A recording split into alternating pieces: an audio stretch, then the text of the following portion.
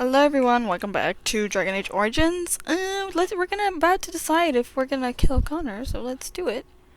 Ooh.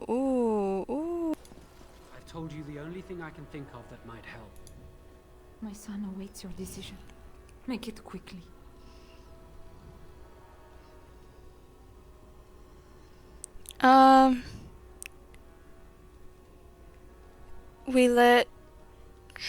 Let me save. Whatever you do, do it quickly. Let me save first. Much time before Connor does something else. Then we'll do the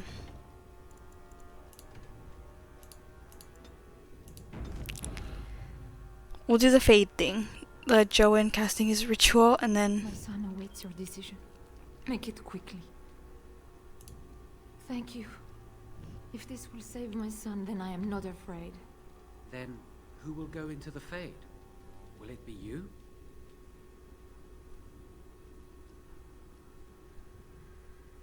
yeah. You have my eternal gratitude. May the Maker go with you. Then let's get this started. Oh gosh.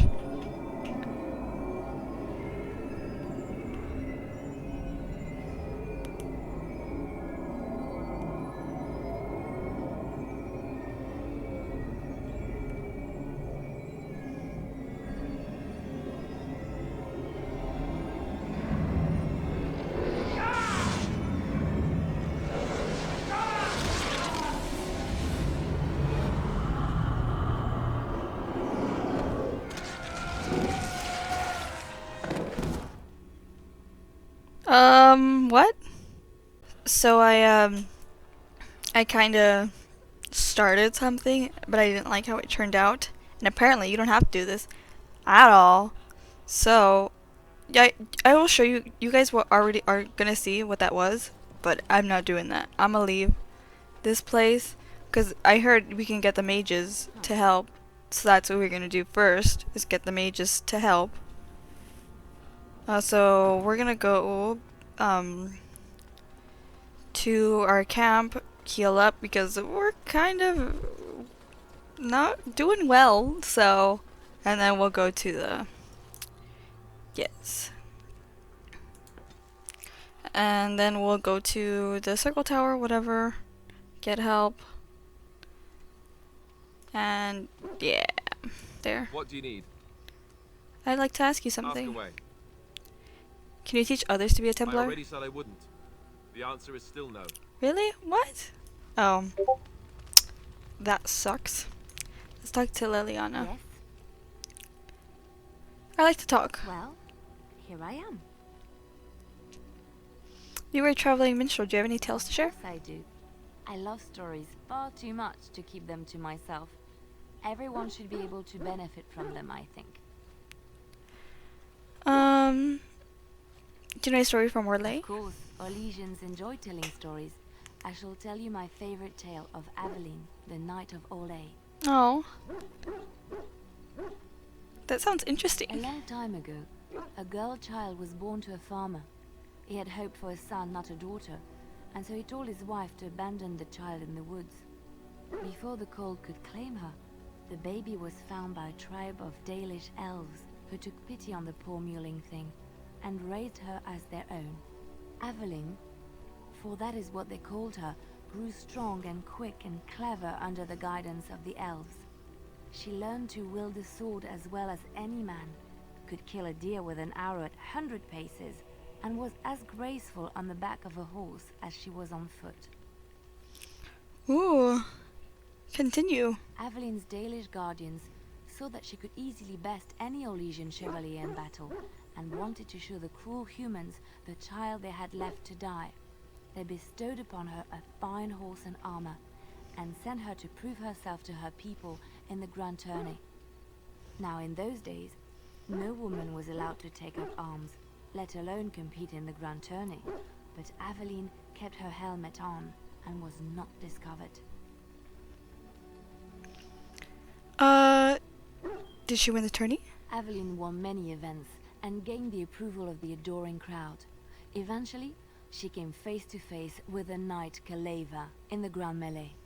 Aveline had already bested him in the joust, and Kaleva was determined not to lose a second time. Out of desperation to regain his honor, Kaleva tripped Aveline and tossed her to the ground, ripping off her helmet as he did so. Silence fell upon the arena as Aveline was revealed. Kaleva declared the previous competitions invalid. A woman had taken part, and this was not allowed. But the crowd cheered for Aveline. Kaleva was furious, for he had lost to a woman and was now being shamed. Blinded by his rage, he forced Aveline to her knees.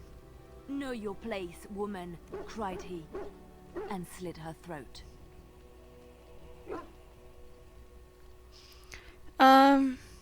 I was hoping for happy. The son of the king, Prince Freyan, was present.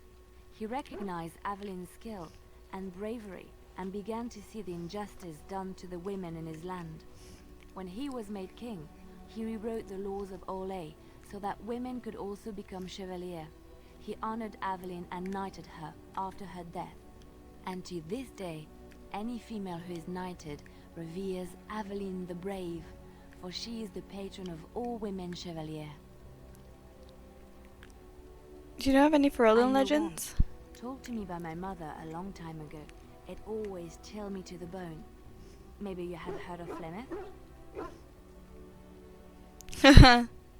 Flemeth, Morrigan's mother was called Flemeth. Are you sure? Was she the Flemeth of legend? Flemeth, the devourer of men? Flemeth, mother of witches? Flemeth, demon-touched, who dwells in the mists? She didn't really introduce herself. Ferelden mothers scare their daughters with talk of Flemeth. They say that if you're bad, Flemeth will spirit you away and bind you to her forever. They also say that Flemeth mourns her lost beauty and will steal yours through your looking glass if she catches you. Tell me the whole story. Flemeth's beauty was known throughout the land. She had hair like unto a moonless night, skin as pale as winter's first snow, and eyes as beautiful and perilous as the sea. When she came of age, she came to the attention of the Lord of Highever, Conobar, and he took her for his wife. Conobar soon learned that his young bride had the gift of magic. He kept this a secret, for he feared that she would be taken from him. Flemeth stayed with Conobar for some years, and with his blessing, she practiced her art. And then one day, a young poet named Osen came to the castle. Flemeth was captivated by Osen's voice, and he by her beauty, and they fell in love. What happened then? Flemeth longed to be with her true love, and she and Osen fled from Conobar's lands, seeking refuge in the Kokari wilds with the Chasing tribes. They lived there happily for many a year, till the day Flemeth received news that Conobar was dying and longed to see her face one last time. Flemeth's heart swelled with pity for the man who once was her husband, and begged Osen to return to Conobar's side with her. But when Flemeth and Osen entered Highever, they were captured by Conobar's men, and Osen was slain in front of Flemeth's eyes. Flemeth was imprisoned in the highest tower of the castle, there to await Conobar's judgment on her. Distraught at the loss of her love, Flemeth plotted revenge against her husband. She summoned a fey demon, intending for it to wreak vengeance on Conobar. Oh wait, I read this in the But the codex. spell went awry. I was like, this sounds The demon familiar. Where'd I hear it possessed from? Flemeth. Turning her into an abomination, the halls of the castle ran red with blood as Flemeth slaughtered Conobar and all his men. The last of Flemeth's humanity melted away, and at dawn, she stole back to the wilds to plot and scheme for 100 years. They say she took to her side many Chasing men, and with their help, begat her daughter witches, who even now prowl the dark places of the Kokari wilds.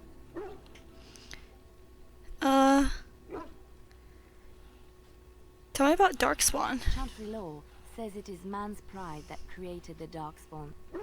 In ages past, the mages of the Tevinder Imperium ruled much of the world we know.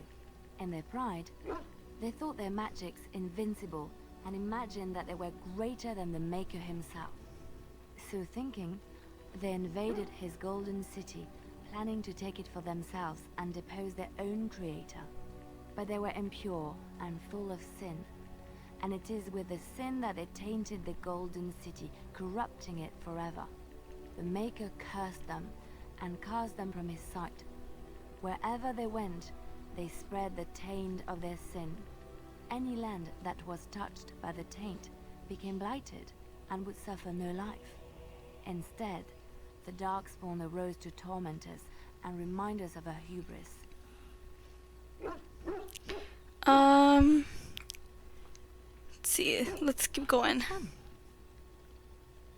Do you know anything about the I have Dalish? heard a little about how the elves gained their freedom from the Tevinter Imperium. When Andraste began her exalted march against the Imperium, the elves joined her cause to fight their masters. The great elven leader, Shatan, born in captivity, rose up to lead his people. He foresaw a future where the elves were free. Shatan was killed when Andraste was betrayed, but the elves continued to fight, eventually breaking free of the Imperium. The elves claimed the Dales in the south and settled there in a land of their own. Didn't last. The elves lived in the Dales for centuries. They resurrected the worship of the elven gods and would allow the building of no chantry. This angered the chantry, and the hostility between the two factions finally broke out in open war. The chantry says the elves struck first, but I do not know whether to believe it. The chantry declared a wholly exalted march against the elves, named for Andraste's similar march against Tevinter. During the exalted march of the Dales, the elven cities were sacked, and the elven state completely dissolved. Some of the elves bitterly accepted their fates and surrendered to human rule, living in the human cities as second-class citizens. But others, still fiercely proud of their heritage, refused to bow to the humans, and instead became homeless wanderers. They were the elves of the Dales, the Dalish. What do you know about Andraste? Andraste was the Maker's chosen. The Maker had long since abandoned the world when the sound of her singing turned his ear. Beauty, grace, and wisdom enraptured him, and he offered to take her from this flawed world to become his divine bride. But Andraste had an earthly husband and would not forsake him. Instead, she beseeched the Maker to return to his people once more. So earnest was her plea that the Maker was moved, and promised that he would create a paradise on earth if all abandoned their false gods and turned once more to him. And this is why Andraste began her exalted march on the idolaters of the Tevinter Imperium. The Maker granted her his powers with which to smite her enemies. Andraste brought the Imperium to its knees, and her victories converted many to the worship of the Maker. How did Andraste die? Alas, it was the frailties of men that betrayed and killed Andraste. Her earthly husband, Maferath, a chieftain of the Alamari tribes himself, grew jealous as his wife's popularity and influence overshadowed his own. She was also revered as the Maker's betrothed, and Maferath began to see their own bond waning in significance as Andraste became ever more devoted to the Maker. Out of envy and spite, Maferath made a pact with the Archon Hysarian of Tevinter, allowing his beloved Andraste to be ambushed and captured. Andraste was burned at the stake in Minrathous, the capital of Tevinter. But Tevinter has a chantry, doesn't The it? Tevinter Chantry claims that in Andraste's last moments, Hysarian's heart softened, and he heard the voice of the Maker telling him to end her suffering. He plunged his sword into her heart, and as her blood washed over his hands, he became one of the faithful. Dissenters said that the Archon only converted because he could not stem the tide of Andraste's cult, and was forced to do so to stay in power. We will never know for sure. Let's just move on. Small carved. Ooh, a gift. That's a gift. Who would be into that? I need to look this up. Hold on. Alistair can have this. Where's Alistair? I could get used to this, you know. Did you guys see how high that went up? We love that. Love that for me. Okay, so now I understand the gifts. They have the little thing that says gift. Got it. Leliana was talking for so long. I'm just gonna end the part here. I'm sorry that I didn't go through with that quest. I'm just scared. I want a good outcome. So, yeah. Thank you guys for watching, and I will hopefully see you in the next part. Bye. Have a great day.